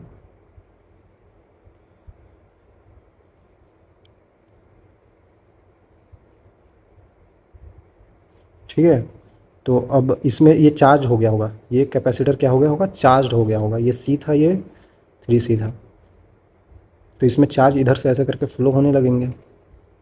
ऐसे देखा जाए तो इनके दोनों के बीच में पोटेंशियल सेम ही है, दोनों के बीच का पोटेंशियल सेम है, इसमें भी है, इसमें भी है। तो आप बिल्कुल ईजिली बता सकते हैं दोनों के क्रॉस पोटेंशियल सेम ही है। तो दोनों सीरीज कॉम्बिनेशन, सीरीज नहीं पैरेलल कॉम्बिनेशन में है ना। अरे यार, दोनों के क्रॉस पोटेंशियल सेम ही है, इसके क्रॉस पोटेंशियल भी है, इसके क्रॉस भी है, क्योंकि दोनों इधर सेम ही तार से जुड़ा हुआ है। तो दोनों का कॉम्बिनेशन सी इक्विवेलेंट हम लोग लिख सकते हैं, 4C हो जाएगा, क्योंकि पैरेलल है, पैरेलल कॉम्बिनेशन है ना, तो 4C हो जाएगा। तो अब आप बता सकते हैं यहाँ पे कि यहाँ पे एनर्जी कितना हो रहा होगा स्टोर। तो एनर्जी यहाँ पे कितना होगा, एनर्जी यहाँ पे यू इनिशियल था, अब इधर हटा दिए तो यू फाइनल हो गया, हाफ सी कितना होगा, 4C है ना, इंटू वी स्क्वायर। तो वी स्क्वायर मतलब कि क्या, इसके क्रॉस पोटेंशियल, भी मतलब वही है ना, इसके क्रॉस पोटेंशियल। तो हम लोग ई के टर्म में लिख रहे हैं, क्योंकि ई ही यहाँ पे ऐसे आया है और ई से ही यहाँ पे हुआ होगा। अरे भाई, ये चार्ज हुआ है ई बैटरी की वजह से ना, तो यहाँ पे भी ईएमएफ ई ही आया होगा, यहाँ पे भी ई आया होगा, तो हम लोग यहाँ पे ई का स्क्वायर लिख सकते हैं।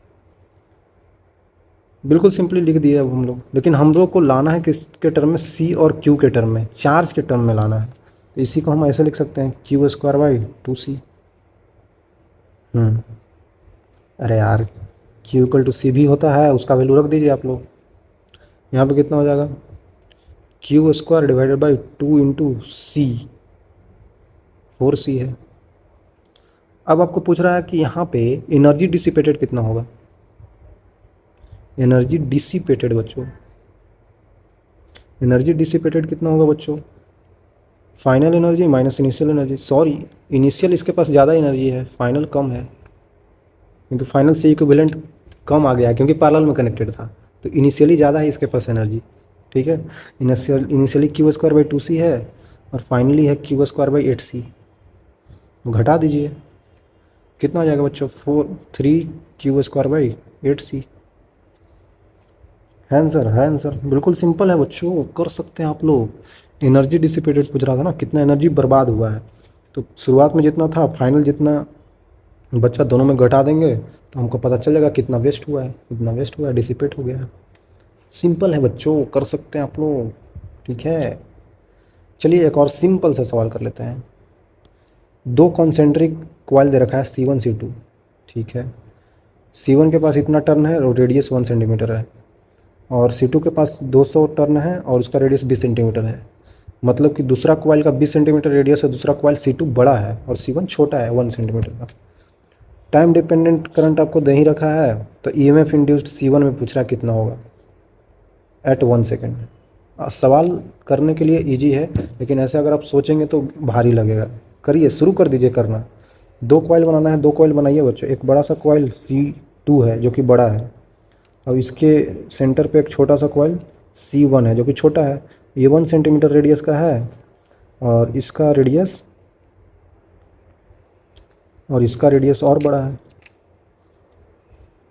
इसका रेडियस 20 सेंटीमीटर का था, है ना बच्चों, कैपिटल आर बोल सकते हैं। मतलब इसको R2 बोल दीजिए, इसको R1 बोल दीजिए, कोई दिक्कत नहीं।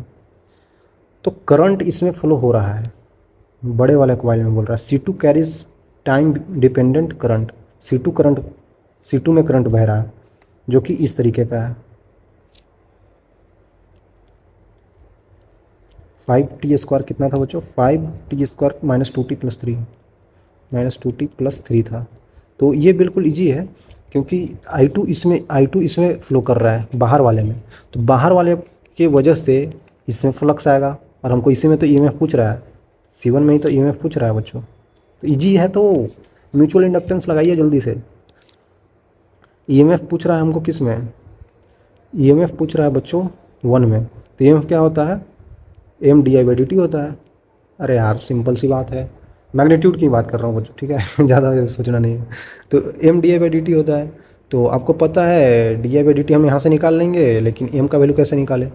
अरे बच्चों, जो इसमें फ्लक्स आएगा 2 में वो किसके वजह से आ रहा है, करंट इन फ्लक्स जो 1 में आएगा वो करंट इन 2 के वजह से आएगा, क्योंकि करंट इसमें फ्लो कर रहा है, तो इसके वजह से इसमें फ्लक्स आएगा, क्योंकि इसमें टाइम वेरिंग मैग्नेटिक फील्ड इसमें भी आएगा, इसमें भी इंड्यूस होगा। ठीक है, तो 5 1 का वैल्यू कितना आ जाएगा बच्चों, म्यूचुअल इंडक्टेंस टाइम्स I2। तो यहाँ से अब आप म्यूचुअल इंडक्टेंस भी निकाल सकते हैं। फ्लक्स इन वन, इसमें फ्लक्स क्या होगा ये देख लेते हैं। Phi equal to be A होता है, तो एरिया तो यही आएगा पहले का, लेकिन मैग्नेटिक फील्ड किसके वजह से आएगा बच्चों, मैग्नेटिक फील्ड आएगा 2 के वजह से, और ये फ्लक्स आया है 1 के वजह से, ये 1 में आया है लेकिन 1 टर्न की वजह से। ऐसे हमारे पास C1 में कितने टर्न्स है, 500 टर्न्स है भाई, तो यहाँ पे 500 टर्न लिखना पड़ेगा ना। यहाँ पे N1 का वैल्यू 500 टर्न्स है, और इसमें N2 का वैल्यू कितना है बच्चों, कितना कितना है, 200 टर्न है। ठीक है, तो कोई बात नहीं है, ऐसे 1 की वजह से, 5 1 में 1 की वजह से, तो हमको यहाँ पे N1 से मल्टीप्लाई करना होगा, क्योंकि हम N नंबर ऑफ टर्न्स की वजह से निकाल रहे हैं, N1 number of turns, N1 B2 मतलब इसके वजह से, तो B2 कितना हो जाएगा बच्चों, सेंटर पे हम लोग निकाल रहे हैं मैग्नेटिक फील्ड, तो mu naught by 4 pi I2 divided by radius R2 into कितना है एंगल यहाँ पे 2 पाई। ये मैं बता रहा हूँ शुरू से, यहाँ पे 2 कट जाएगा, आपको डायरेक्ट भी पता होगा। तो यहाँ पे मैग्नेटिक फील्ड लाइंस जो यहाँ पे अंदर यहाँ पे घुस रही है, इसमें ऐसे करके जा रही है बच्चों, वो ये है, और ये हमको यहाँ पे देखना पड़ेगा, ये जो करंट बह रहा है ना पूरे ऐसे कॉइल में बह रहा है, एक ऐसा जैसे होता है ना, एक ऐसा पूरा टर्न होता है, तो एक ऐसे ऐसे 200 टर्न है इसके पास N2, तो हर एक में ऐसे ऐसे करंट बह रहा होगा, उसके कारण यहाँ पे मैग्नेटिक फील्ड भी आएगा 200 टर्न्स की वजह से। यहाँ पे 200 टर्न्स भी लिखना पड़ेगा, मतलब हमको यहाँ N2 से भी मल्टीप्लाई करना पड़ेगा, क्योंकि B2 निकाल रहे हैं। तो यहाँ पे कितना आ जाएगा बच्चों, ध्यान दीजिए, mu naught I2 N2 divided by 2R2। ठीक है, तो B2 हमने निकाल लिया बच्चों, B2 कितना निकाला है, देखिए mu naught I2 N2 divided by 2 times of R2 into A1। गलती नहीं करना है, ध्यान दीजिए। म्यू नॉट का वैल्यू कितना है बच्चों, जल्दी देखिए, म्यू नॉट का वैल्यू कितना है, ऐसे हमने ये चीज़ तो निकाल ही लिया है, ये कितना आया 5 1 आया है, तो हमें यहाँ पे 5 1 डिवाइडेड बाई I2 ही करना है। ठीक है, तो यहाँ पे ये जो I2 है ना, ये I2 का वैल्यू नीचे ले जाइए, हाँ यहाँ से हटा के I2 का वैल्यू नीचे ले आइए, तो यही तो हमें निकालना है, और यही चीज़ हम ला दिए हैं, तो इसका वैल्यू आप निकाल लीजिए। म्यू नॉट का वैल्यू होता है 4 पाई इंटू 10⁻⁻⁷ N1 N2 200 गुने 500 गुने एरिया A1 कितना है, एरिया A1 कितना है बच्चों, पाई इंटू R², मतलब कि 10⁻⁻⁴ आ जाएगा, R² है ना, pi into 10⁻⁻⁴ divided by 2 into R2 का वैल्यू कितना है बच्चों, R2 का वैल्यू है 20 इंटू 10⁻⁻² आ जाएगा। अब जो कट रहा है काट दीजिए, सिंपल सी बात है। 10⁻⁴ जो है इसके वजह से तो ये भी कट जाएगा यहाँ पे, ये ऐसे ही, और यहाँ पे देखा जाए ये 4 कट जाएगा इससे, और क्या कट रहा है, ये यहाँ से ऊपर 10 चला जाएगा ना, ये हट के ऊपर 10 चला जाएगा,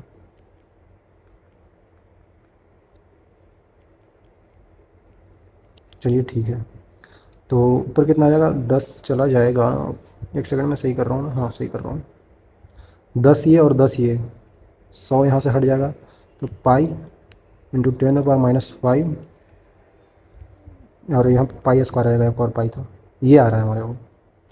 जल्दी से कर लेते हैं बच्चों, आपको यहाँ पे एम का वैल्यू मिल गया है, एम का वैल्यू कितना मिल गया है, पाई² इंटू 10⁻⁵।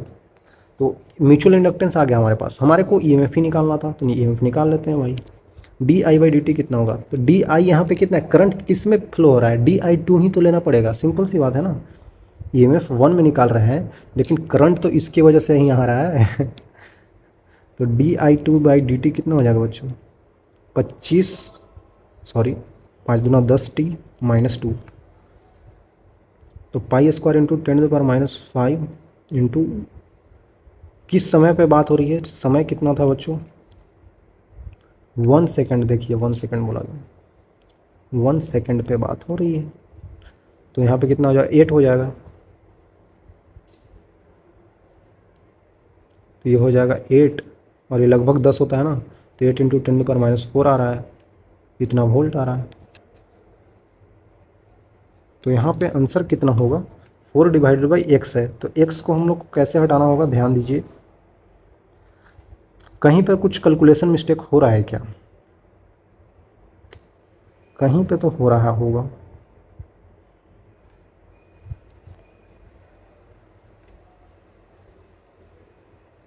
अच्छा मिली वोल्ट में ही चाहिए हमको, तो मिली वोल्ट में चाहिए तो हम ऐसे कर सकते हैं ना, 10⁻³ कर देते हैं, तो एक 10 नीचे आएगा, तो 8/10 इंटू 10⁻³ आ जाएगा, तो मतलब कि ये 4/5 हो जाएगा और ये मिली वोल्ट हो जाएगा, तो 4/5 मिली वोल्ट आ रहा है, तो एक्स का वैल्यू हो जाएगा 5, क्योंकि मिली वोल्ट में चाहिए, तो आप समझ सकते हैं एक्स का वैल्यू 5 हो जाएगा। बहुत ईजी है, अरे सर ईजी बोल रहे हो, ये दिमाग ख़राब हो रहा है इसमें बच्चों। हाँ अगर ऐसा है तो फिर होगा, क्योंकि ये सवाल थोड़ा सा था, हैवी था, सब सारे सवाल ऐसे नहीं होते, लेकिन ये मेंस में आ रखा है, 2022 का ही लगता है सवाल है, 2020 का सवाल है, लेकिन काफ़ी अच्छा सवाल था। इस तरीके के आएंगे तो आप कर सकते हैं ऐसा, अगर टाइम है तो आप कर लीजिएगा, 5 मिनट टाइम है तो 5 मिनट में तो किया जा सकता है सवाल, ठीक है। चलिए आगे आते हैं, आगे एक और सवाल काफ़ी आसान सा ही लग रहा है मेरे को। एक लॉन्ग सोलेनोइड है आर रेडियस का, कैरिज टाइम डिपेंडेंट करंट इसमें दे रखा है, रेडियस 2r का अगर रिंग प्लेस किया जाता है को एक्सियली नियर सेंटर, सोलेनोइड के सेंटर के पास 2r रेडियस का कोई रिंग रखा जाता है, तो इसके टाइम इंटरवल के बीच में इंड्यूस्ड करंट IR और इंड्यूस्ड EMF रिंग में कैसे वेरी होगा। बिल्कुल सिंपल सवाल है, किया जा सकता है ये इस टाइप से, अगर अच्छे से बना देता हूँ। ये सोलेनोइड है बच्चों, इधर से करंट ऐसे जा रहा है, ऐसा निकल रहा है, यहीं पे बोल दिया गया है कि बीच में हम लोग को एक्सियली एक 2r रेडियस का बीच में रख दिए हैं एक रिंग, ठीक है, इसका 2r रेडियस है, इसका रेडियस r था, करंट इसमें वेरी कर रहा है I0 इंटू t1 - t, तो इसके कारण इंड्यूस्ड करंट रिंग में क्या होगा, ठीक है। फिर भी ये म्यूचुअल इंडक्टेंस का ही सवाल हो गया, फिर से वही बात इसमें निकालना है, तो ये flux in ring directly proportional होगा करंट इन सोलेनोइड की वजह से, ठीक है। और आपको पता है EMF क्या हो जाएगा, EMF हो जाएगा mutual inductance times di/dt, simple यही तो होगा और कुछ करना नहीं है। और यहाँ से m निकाल लेते हैं, पिछले टाइप का ही सवाल है, और यहाँ पे फाई r का वैल्यू आ जाएगा m टाइम्स ऑफ IS आ जाएगा, सिंपल है बच्चों, कर सकते हैं आप लोग, ठीक है। तो यहाँ पे di/dt कितना होगा वो हम निकाल लेते हैं, I0 - 2 times of I0 into t, di/dt आ गया, तो EMF भी निकला जा सकता है, कैसे निकाला जा सकता है, EMF जो है di/dt में टाइम आ रहा है, तो टाइम पे डिपेंडेंट है EMF, है ना बच्चों, तो इंड्यूस्ड EMF टाइम पे डिपेंडेंट है, और टाइम 0.25 सेकेंड, 0.5, 0.25, 0.5, तो इस टाइम पे बोला जा रहा है, तो हम निकाल लेते हैं ना, हो सकता है कुछ आ जाए हमारे पास, तो एट t = 0.25 सेकेंड, तो di/dt जो आएगा, di/dt आएगा इस टाइम पे I0 - 2 times of I0 into t, t का वैल्यू 1/4 है, ये कट जाएगा, तो I0/2 आ रहा है, ठीक है, एट t = 0.5 सेकेंड पे, तो di/dt का वैल्यू इस टाइम पे कितना आएगा बच्चों, I0 - 2 times of I note into I note का वैल्यू कितना है 1/2, तो यहाँ पे 0 हो रहा है। तो 0.5 सेकेंड पे अगर ये 0 हो गया, मतलब डी का वैल्यू 0 हो गया, तो इसके बाद ईएमएफ भी 0 हो जाएगा। लेकिन 0.25 सेकेंड पे 0 नहीं हो रहा है, उस टाइम पे कुछ ना कुछ वैल्यू आएगा।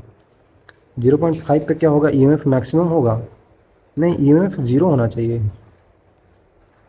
हाँ ईएमएफ विल बी 0। तो ये ऑप्शन सही लग रहा है, लेकिन ये तो हमें गलत लग रहा है। और 0.25 सेकेंड पे 0 नहीं होगा, ये भी गलत होगा।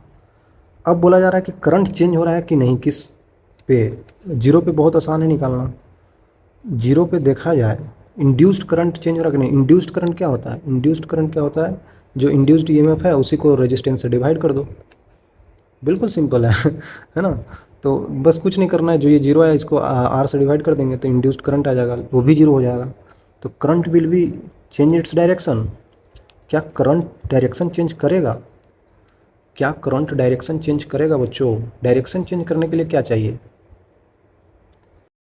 अगर देखा जाए तो बच्चों यहाँ पे अगर वैल्यू 0 है लेकिन डायरेक्शन बदल सकता है, क्योंकि अगर यहाँ पे टाइम 0.5 सेकंड से आगे 0.511 डाल दिए, अगर थोड़ा सा ही बड़ा कर देंगे तो ये यहाँ पे हाफ से थोड़ा सा ये क्या होगा ना, कि थोड़ा सा बड़ा डालने पे ये वैल्यू बड़ा हो जाएगा, इससे इससे बड़ा हो जाएगा, तो ये नेगेटिव हो जाएगा।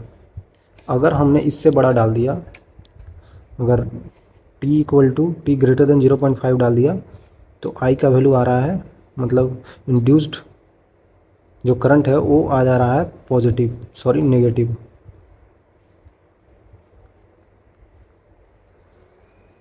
और जैसे ही अगर टाइम का वैल्यू अगर हम 0.5 से छोटा डाल देंगे तो करंट का वैल्यू क्या आ जाएगा, पॉजिटिव। तो ये चेंज हो रहा है, मतलब डायरेक्शन चेंज कर रहा है, फ्लिक कर रहा है इसका डायरेक्शन। 0.5 सेकंड पे 0 आ रहा है बच्चों, 0 आ रहा है। और 0.5 सेकंड पे ये बोल रहा था कि will not change its direction. नहीं, डायरेक्शन चेंज तो होगा, डायरेक्शन चेंज तो होगा बच्चों, ये तो ऐसे भी गलत था। डायरेक्शन तो चेंज होगा 0.5 सेकंड पे। 0.25 सेकंड पे 0 थोड़ी आ रहा था, ये कौन आंसर टिक किया है, ये तो होगा ही नहीं। तो आंसर तो सिर्फ यही होगा बच्चों, current will change its direction, मतलब डायरेक्शन चेंज होगा। देख सकते हैं थोड़ा सा अगर इससे बड़ा वैल्यू डाल दें, समय मतलब थोड़ा सा आगे डाल दें, क्योंकि 0 से 1 तक वेरी कर रहा है ना, तो 0.5 से थोड़ा सा आगे डाल देंगे तो ये चेंज हो रहा है। लेकिन सर 0.5 पे पूछ रहा है ना, तो 0.5 पे तो चेंज नहीं हो रहा है डायरेक्शन। लेकिन बच्चों 0 है ना 0.5 सेकेंड पे इंड्यूस्ड करंट ही 0 आ रहा थी। लिमिट्स टाइप का सवाल नहीं होता था जिसमें लिमिट्स रहता था कि एक थोड़ा सा 0.001 आगे करके देखते थे तो वहाँ पे चेंज होता था, तो हम समझ जाते थे कि उसका डायरेक्शन चेंज होगा। तो मैथ्स में आपने पढ़ा होगा, उसी टाइप का यहाँ पे भी है यार, ये चेंज हो रही है बच्चों, है ना। अगर आप इसका ग्राफ भी बनाए ना तो आपको मिलेगा इस टाइप का ग्राफ, ऐसे करके EMF वर्सेज टाइम का बनाएंगे ना तो आपको इस टाइप से मिलेगा। तो यहाँ पे 0 पे 0 के बाद थोड़ा सा आगे बढ़ेंगे तो चेंज हो रहा है, इधर भी चेंज हो रहा है ना। तो ऐसा बेसिकली ये कुछ हार्ड नहीं था, बिल्कुल आसान था। बोला ये जा रहा है बच्चों इस सवाल में, मैग्नेटिक फ्लक्स दिया हुआ है क्लोज्ड सर्किट में, रेजिस्टेंस आपको दे रखा है जिसमें मैग्नेटिक फ्लक्स वेरी कर रहा है इस टाइप से, इंड्यूस्ड करंट कितना होगा। बच्चों कितना सिंपल है, इंड्यूस्ड EMF निकाल लीजिए जो कि d∅dt होता है, मैं मैग्नीट्यूड की बात कर रहा हूँ, ठीक है। तो d∅dt, तो यहाँ पे मैग्नेटिक फ्लक्स ही दे रखा है, तो होगा 16t - 9। समय किस समय की बात हो रही है, 1/4 सेकंड पे, तो 16 गुने 1/4 - 9, ये कितना हो जाएगा बच्चों, 4, तो ये हो जाएगा -5। वैसे हम मैग्नीट्यूड की बात कर रहे हैं तो 5 ले लीजिए, कोई दिक्कत नहीं है। तो आपको पूछा जा रहा है, ये हो गया EMF, तो करंट का वैल्यू इंड्यूस्ड करंट हो जाएगा EMF अपॉन रेजिस्टेंस जो कि 20 है। तो यहाँ पे कितना हो जाएगा बच्चों, 5 / 20 इक्वल टू मिली एम्पियर में चाहिए हमको, तो ऊपर नीचे 10⁻³ से मल्टीप्लाई कर दीजिए, कितना हो जाएगा ये 100, 500, 250 हो जाएगा। 250 मिली एम्पियर। तो यहाँ पे 250 आंसर हो जाएगा। बिल्कुल लीजिए बच्चों, कर सकते हैं आप लोग आसानी से। एक और सवाल जो कि काफ़ी आसान है ये भी बच्चों, इसमें बोला ये जा रहा है, ये भी जी एडवांस का सवाल है, ये आप लोग कर लेंगे अगर आप अच्छे से समझेंगे कॉन्सेप्ट।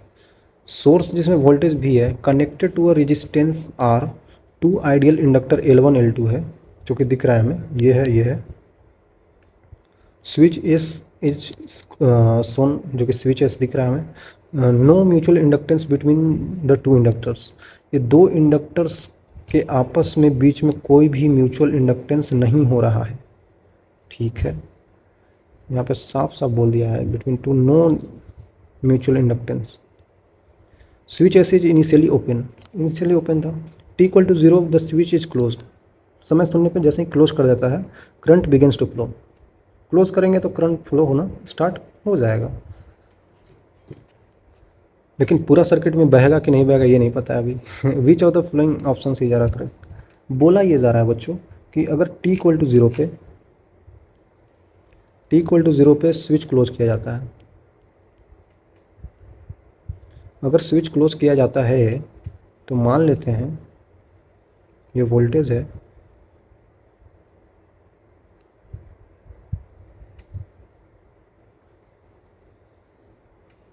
ये इस टाइप से आपको दे रखा है L1 L2, ये R, ये स्विच जो कि T इक्वल टू 0 पे क्लोज कर दिया जाता है, ये V वोल्टेज का है। तो स्विच जैसे ही T इक्वल टू 0 पे क्लोज होगा तो ये ऐसे जाएगा और यहाँ पे इंडक्टर में फ्लो ही नहीं हो पाएगा। T इक्वल टू 0 पे इंडक्टर ओपन सर्किट की तरह बिहेव करते हैं क्योंकि वो चाहते ही नहीं है कि चेंज इन करंट हो, चेंज इन करंट को अपोज कर देते हैं। तो करंट आएगा, ये अपोज करेगा, भागो यहाँ से भागो भगा देगा। तो ये काम ही नहीं करेगा T इक्वल टू 0 पे। समय धीरे धीरे बीतेगा तब काम करेगा, है ना। ऑप्शन में भी देखिए लॉन्ग टाइम पूछ रहा है, लॉन्ग टाइम मतलब लॉन्ग टाइम के बाद ये काम करने लगेंगे। ठीक है T इक्वल टू 0 पे बस नखरा करते हैं, तो T इक्वल टू 0 पे ये काम नहीं करेंगे, मतलब करंट फ्लो नहीं होगा T इक्वल टू 0 पे। ये बोल रहा है T इक्वल टू 0 पे switch is close and current begins to flow, है ना, फ्लो होना स्टार्ट हो जाते हैं। लेकिन ये पूरे सर्किट में नहीं हो पाएगा T इक्वल टू 0 पे, जैसे ही समय धीरे धीरे बीतेगा तब पूरे सर्किट में फ्लो होगा। आई थिंक आप समझ रहे होंगे। तो लॉन्ग टाइम की बात हो रही है बच्चों। अगर देखा जाए तो अगर यहाँ पे एक हिंट आपको दिया गया है, समझिएगा, no mutual inductance between the two inductors. No mutual inductance between the two inductors का मतलब समझ रहे हैं। और दोनों हमको यहाँ पे दिख रहा है, दो इंडक्टर्स दिख रहा है पैरेलल टाइप का कॉम्बिनेशन। इसका मतलब कॉम्बिनेशन ऑफ इंडक्टर का सवाल जैसा लग रहा है, क्योंकि ये जिस पॉइंट से जुड़ा हुआ है वो भी वही पॉइंट है, ये वही पॉइंट है, ये दूसरा पॉइंट है। तो ये इधर वाले पॉइंट सेम है, इधर वाली पॉइंट है, तो दोनों में पोटेंशियल सेम है। दोनों का जो जुड़ा हुआ है वो दोनों तो सेम ही है, तो दोनों में पोटेंशियल डिफरेंस सेम है। इसका मतलब कि ये दोनों पैरेलल में है। पैरेलल में एल इक्विवेलेंट हम लोग निकालना जानते थे, पैरेलल ऑफ इंडक्टर। तो इंडक्टर पैरेलल में होता है तो एल इक्विवेलेंट कितना हो जाता है बच्चों, L1 L2 divided by L1 plus L2, simple. और इसके अक्रॉस जो EMF है L1 L2 के अक्रॉस, वही EMF इसके अक्रॉस भी होगा। अगर हम आगे जाकर इस टाइप से सर्किट बना दें,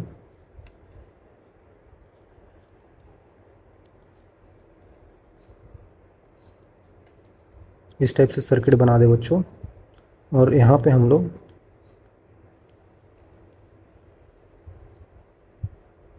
इस टाइप से शो कर दें, और ये एल इक्विवेलेंट है जो कि L1 L2 divided by L1 plus L2 है, और ये तो क्लोज्ड ही था, ये R था। तो एल इक्विवेलेंट के बीच में यहाँ पे जो EMF होगा, इसके अक्रॉस EMF होगा, एल इक्विवेलेंट के अक्रॉस वही EMF इनके अक्रॉस भी होगा, इनके अक्रॉस भी वही EMF होगा। दिख तो रहा है। तो EMF कितना होता है, L D I by D T होता है। तो EMF मान लेते हैं कि L1 के अक्रॉस करंट I1 फ्लो हो रहा था, तो ये ऐसा हो गया। और वही EMF इसके अक्रॉस भी है, L2 di2 by D T. वही EMF इसके अक्रॉस भी है, L1 L2 divided by L1 plus L2 into D I by D T. इस सब के अक्रॉस सेम होगा क्योंकि सब के अक्रॉस EMF सेम है। अब समझ में आया, अब आ गया होगा बच्चों। तो ये अब इसके बाद हम लोग निकालते हैं एट टाइम टी, किसी भी टी समय पे मान लेते हैं, किसी भी एक, क्योंकि सब में एक ही टाइप का समय लिया गया है, तो किसी भी टी टाइम पे ईएमएफ क्या होगा, ईएमएफ छोड़िए, अगर किसी भी टी टाइम पे हमको करंट निकालना होगा I1, तो हम लोग नहीं निकाल सकते हैं।